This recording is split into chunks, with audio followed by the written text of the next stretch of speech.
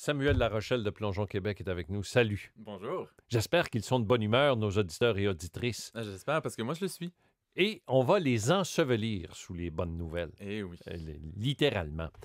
Donc, espèce de chanceux, je ne cesse de vous le répéter chaque fois que vous êtes assis devant moi. Vous savez qu'on a interviewé hier, Alexandre Despatie, le 40e et dernier portrait que vous avez présenté pour célébrer les 40 ans de Plongeon Québec. Je suis pas fin de nature, mais j'ai dit, on n'a pas été surpris. Non.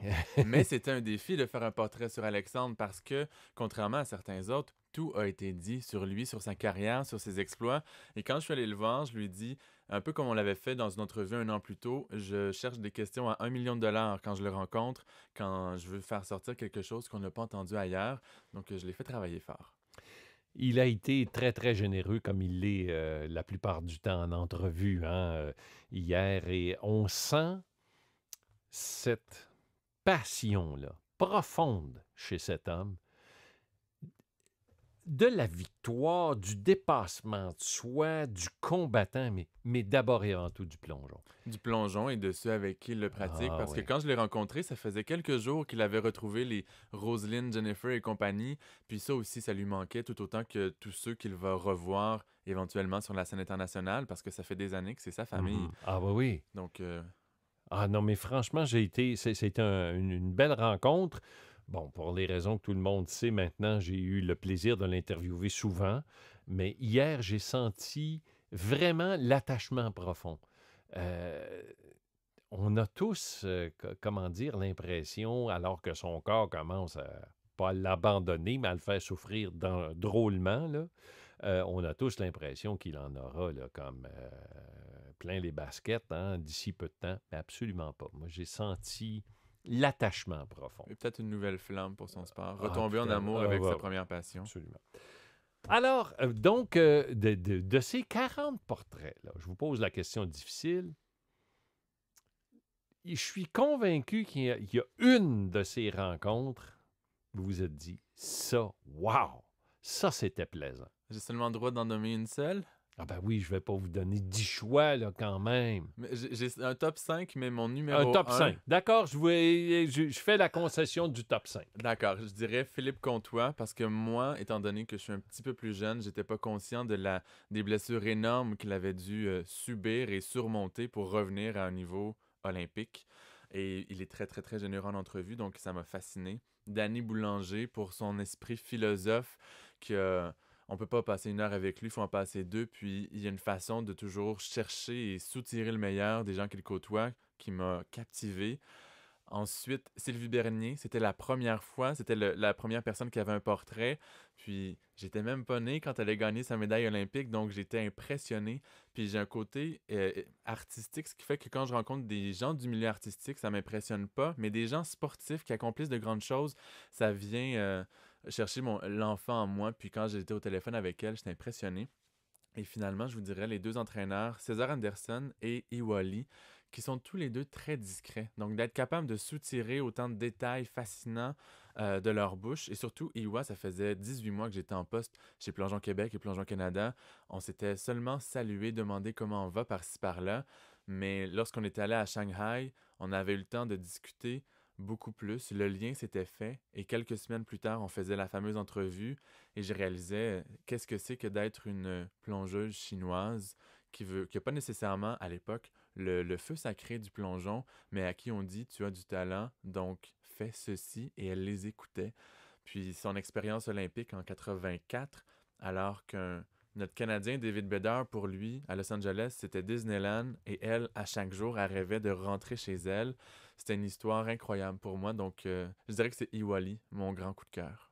Ah, une femme d'une discrétion puis d'un sourire dévastateur. J'appelle le sourire, moi, dévastateur. Ouais. Elle vous sourit, cette femme-là, et vous vous retrouvez sans moyens parce que vous venez de comprendre, là, que vous auriez beau insister jusqu'à ce que l'enfer gèle. Elle Mhm. va pas changer d'idée. Puis elle va vous le dire justement avec le sourire. Ah oui. C'est absolument... on sent chez cette femme, et je vous dis, là, je lui ai parlé 5 minutes dans ma vie, mais vous sentez tout de suite, là, d'accord? Vous ne la ferez pas changer d'idée. Non. C'est déterminé. Allez à déterminer dans le dictionnaire, sa photo apparaît. Je vous le promets. Puis même s'ils sont 100 personnes à côté d'elle à penser autrement, elle, si elle est convaincue de ce qu'elle pense, de ce qu'elle veut dans la vie, elle va rester fidèle à elle. C'est terminé, comme on dit communément dans le langage populaire. Voilà donc pour les coups de cœur. Les gens ne réalisent pas, là, mais Philippe Comtois a réussi une partie parfaite au bowling en changeant de main. C'est ce qu'il a réussi. Carrément. Parce qu'on... Lui, il jouait droitier au bowling, là, partie parfaite. Il subit un accident épouvantable. Il dit, d'accord, je jouerai de la gauche. Et partie parfaite de la gauche. C'est ce qu'il a réussi. C'est une belle métaphore, mais en plus, c'est que les médecins n'étaient pas certains qu'il allait puisse remarcher. Bon. Et lui replonge d'une nouvelle façon avec un nouveau saut d'appel en adaptant tous ses exercices. Donc, c'est assez grandiose. Oui, car il est resté, comment je dirais, un peu handicapé. Hein?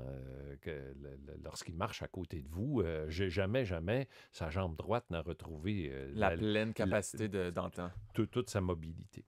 Voilà donc pour les coups de cœur. Quel a été, parce que je suis convaincu qu'il y en a eu, outre que vous devez probablement avoir droit des anges dans la marge, vous devez être, comment dire, enterré sous les fleurs, parce qu'ils étaient franchement très intéressants, les Merci 40 beaucoup. portraits. Quelle a été la réaction du milieu à cette façon de célébrer les 40 ans? Mais entre autres, samedi dernier, c'était notre gala annuel et le spécial 40 ans de Plongeon Québec. Il y a beaucoup de personnes qui sont venues me raconter qu'on les complimentait, eux, sur leur carrière grâce aux portraits que j'avais écrits. Et presque tout le monde de notre communauté avait le réflexe de dire « Mais pourtant, j'ai presque rien fait. » Ou à leurs yeux, c'est du passé, c'est presque rien. Mais plusieurs d'entre eux ont accompli des grandes choses. Ah ben oui. Un David Bédard me disait « J'ai l'impression d'avoir accompli quelque chose de grand. » Mais c'est pas seulement une impression. Aller 4 fois aux Olympiques, pour l'instant, il est le seul Canadien à l'avoir fait en plongeon. Donc, c'est un club assez sélect. oui, clairement. Puis il y a peut-être une Emily Emmons et un Alexandre Despatie qui vont le rejoindre dans ce club-là. Et donc, on me dit que les jeunes ont pu prendre conscience de l'histoire et des gens qui ont permis au plongeon d'être ce qu'il est aujourd'hui, d'abord, et que quelqu'un aurait pu seulement faire quelques points historiques ou une série de statistiques, mais le fait que j'ai pris le temps d'y mettre une partie de moi, je dirais, de faire en sorte qu'il y ait une âme à chacun de ces textes-là et que j'aille chercher chez chacun d'eux qu'est-ce qui les différencie. Ça a été très apprécié. Puis, on a remis un cadeau à toutes les personnes qui ont reçu un portrait. Samedi dernier, on a fait un semblant de magazine rassemblant tous ces portraits-là et ils étaient très contents. Bon, merveilleux. Les célébrations sont terminées, là? Finalement, oui. Après les 47 000 mots pour les portraits et l'organisation du fameux gala que j'ai aussi animé, tout ça est derrière nous. Puis la seule notion qui reste encore du 40e anniversaire, c'est que cette année, Plongeon Québec a une petite particularité au Gala Sport Québec, puisque mardi dernier, en fait hier, sur l'heure du dîner, ont été annoncés les finalistes dans toutes les catégories du Gala Sport Québec. Et notre fédération sportive a été nommée parmi les 3 fédérations de l'année. Répétez-le, ça vous fait du bien. Ah, ça fait du bien. Parmi les 3, mais surtout aux côtés de Baseball Québec et Soccer Québec. Et j'arrête pas de dire en entrevue que les parents des petits Québécois n'ont pas le réflexe d'inscrire leur enfant immédiatement en plongeon, comme on peut le faire en hockey, soccer et baseball.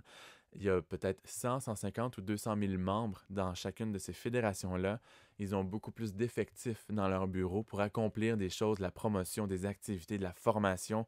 La structure est forte dans ces fédérations-là. Et nous, on est 3 employés à Plongeon Québec. On a l'énergie pour tirer un train, chacun de nous.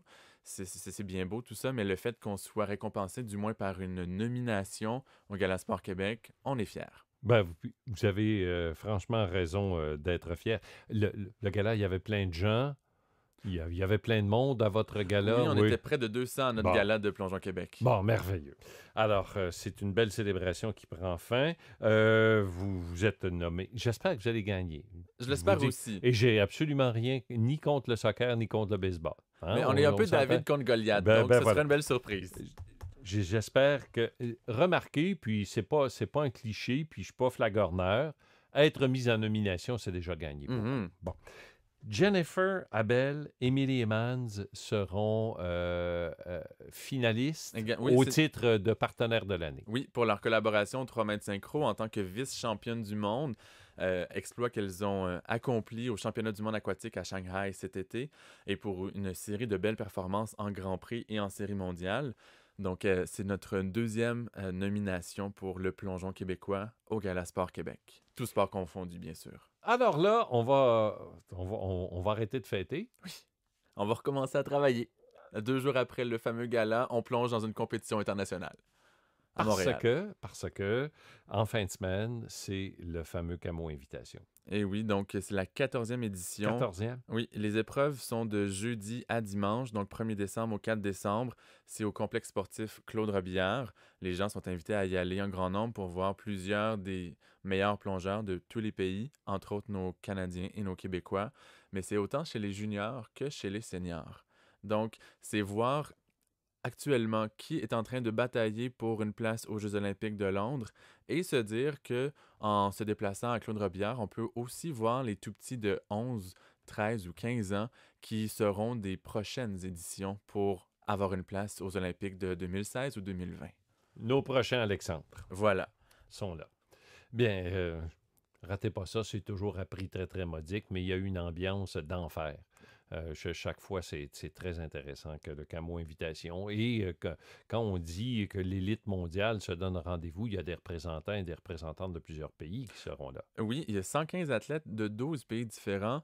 Donc, on parle autant de nos Canadiens, de l'Italie, des Chinois, le Japon, l'Angleterre, la Suède, les Américains, les Mexicains, les Colombiens, les Néo-Zélandais, les Allemands et également des représentants de Monaco qui se sont ajoutés à la dernière minute, je crois pour une première fois de l'histoire. Donc, très intéressant. Comme ma célébration prend fin officiellement vendredi. Moi, tout le monde le sait, c'était mon anniversaire samedi passé et j'ai décidé il y a plusieurs années que c'est au moins une semaine de célébration. Je fais la même chose, moi aussi. C'est au moins une semaine de célébration, donc de samedi à vendredi de cette semaine. Je vais tenter de me réserver un petit moment pour aller serrer la pince à nos amis de Plongeon Québec en fin de semaine. Vous viendrez nous voir. Merci beaucoup, Samuel. Merci à vous. Au revoir. Au revoir. Vous écoutez Sport Extra sur Sirius 156.